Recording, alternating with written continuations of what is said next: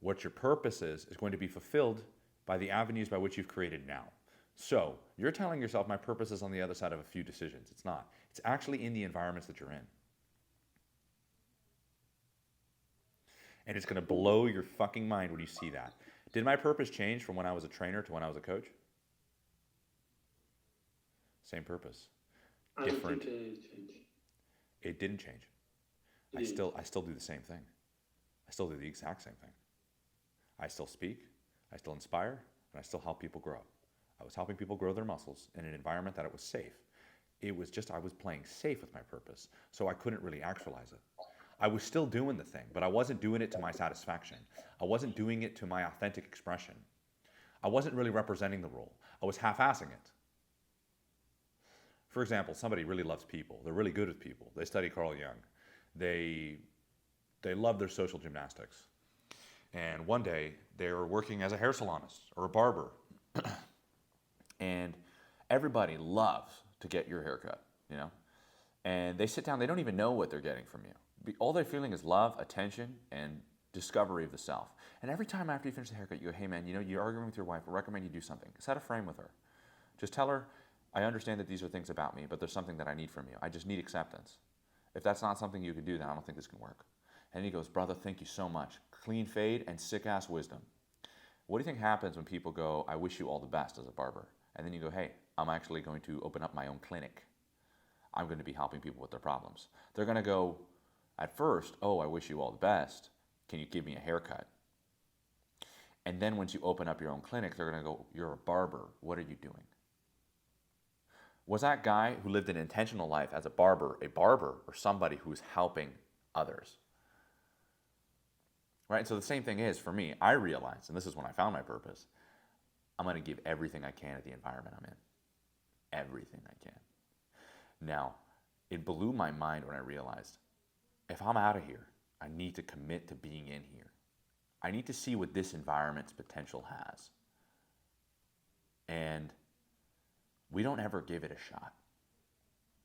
And a part of us in our mind knows that we're fake because we couldn't give the places that we were in at the time that we were in everything we got.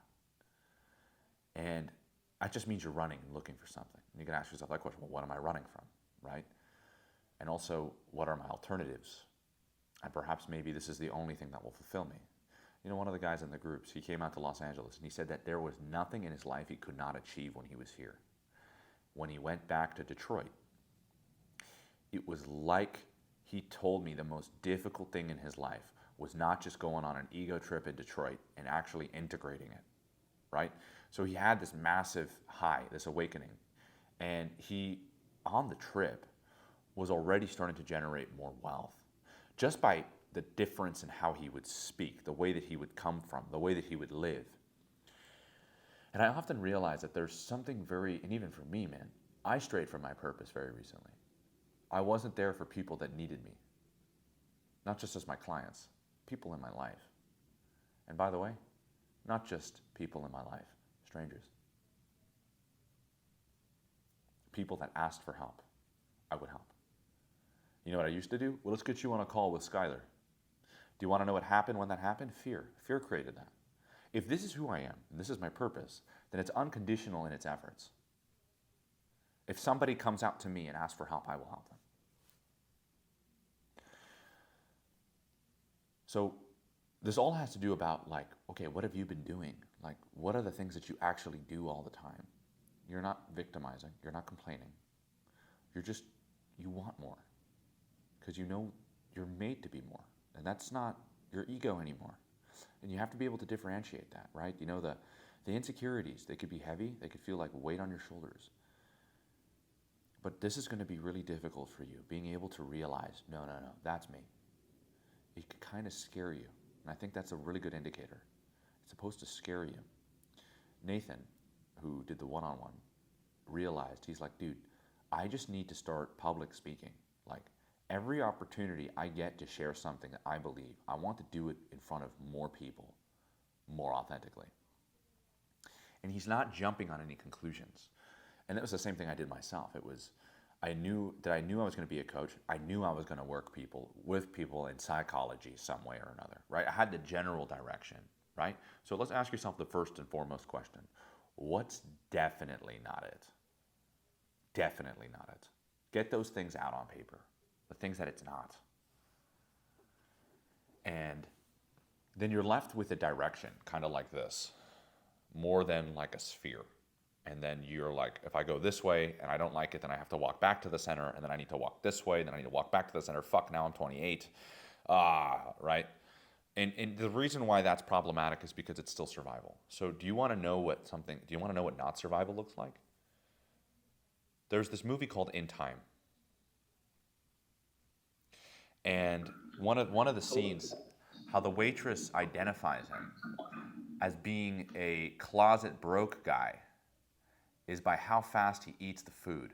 So Neil Caffrey's character, I call him Neil Caffrey because I've seen White Collar, transfers his 1,000 years to Justin Timberlake, who's, by the way, a really good actor. I really enjoy his acting.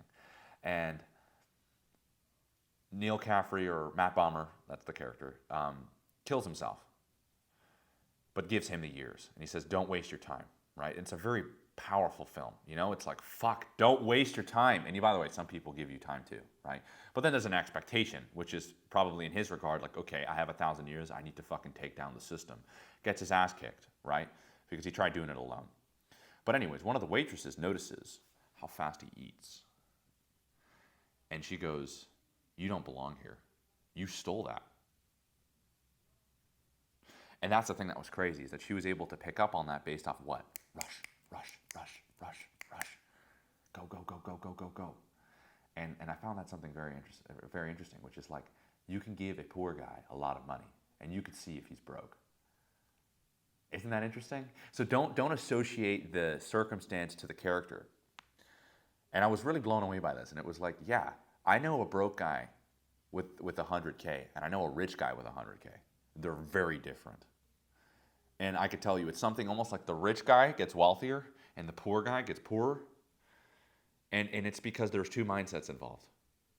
And I like to think that the survival mindset is void of purpose, it's void of mission, it's about strategy, it's about tactic, it's about instinct, it's about reps and consistency. I believe that the transcended mindset is going to be one where there's peace, there's purpose, there is creativity, there's patience, there's process, and I think through any good thing, yes, there will be consistency, but it doesn't come from the same place. It's not from fear. It's from a faith-paced place, as in you aren't living your life as a character or a head in the crowd. You begin to individualize far more, which is why we're going to talk about the discovery of you and how important that is, because you've been living your life like this, but that's not true. You were living your life like this, and then looked everywhere around you and started to do the linear game, which makes you such a controllable, easy to manipulate person. There was this other thing I saw. There was a bunch of these kids were doing like smartest kids in the world test, and as the announcer would announce the question, the kid would have already had the answer, as he didn't even finish writing the question. And I thought about it for a second. People are like, wow, that kid is so smart. He's going to have such a great future. I almost felt like if his intelligence wasn't balanced by shadow integration, by an understanding of himself, and with a sense of purpose, he's just a better computer. And it was kind of sad. It was like, okay, in a good world, he makes $300K a year. Something tells me that kind of brain doesn't work like the other kind of brain, right? Which is the combination of left and right versus just left. It's like an individual doesn't function with just his intelligence, right? And I used to do this too. It was all this, all intelligence, all intellect. I'm going to tell you something fucking huge. Open up your heart and watch what this can contribute to the world. And I've met people who have heart and half the brain that I have, and they get more than I get done without saying and being super performative or super talented or super charismatic. And I could really look at them and I go, somebody explain this to me? And it's like, yeah, they have what you call purity of heart. It's a thing that makes you look at somebody and not associate them to an animal or some sort of intimidating force. It makes you associate them to something that we aspire to be like. What's up? unless I was a socially dominant alpha